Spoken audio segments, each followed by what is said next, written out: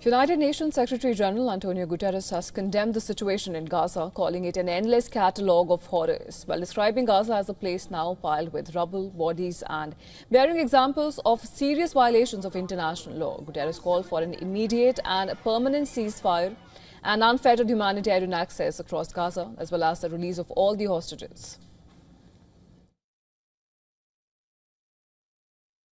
Unbelievably, civilians are facing yet another deadly escalation.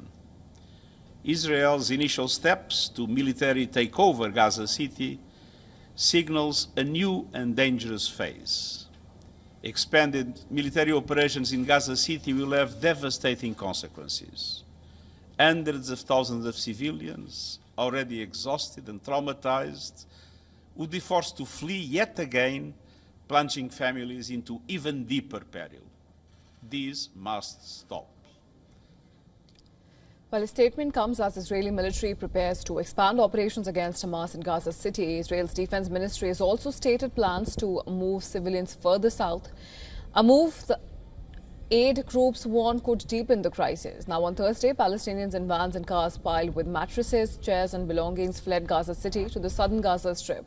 The UN estimates that nearly 1 million people currently live in Gaza Governorate, which includes Gaza City and its surroundings in the north of the territory. A famine has already been declared in the territory, and aid workers warn of desperation rising by the day.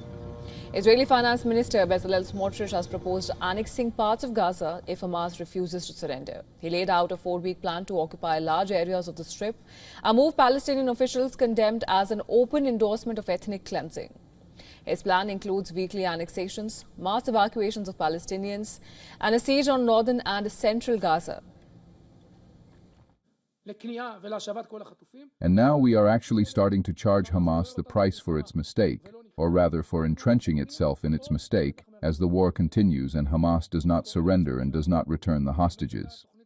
Speaking of this, in my opinion, this is the greatest lever of pressure on Hamas to surrender and return all the hostages. Every week that passes, when Hamas drags us into war and does not surrender, we annex more territory from the Strip. Mediators Egypt and Qatar are still waiting for Israel's response to a 60-day ceasefire proposal in Gaza Strip, which they claim has been accepted by Hamas. The truce includes a partial hostage release and Israeli withdrawal to buffer zones, criticizing what they called Israel's disregard for peace efforts. Qatari officials urged global powers to intervene, saying it's time to act, stop the war and end the famine.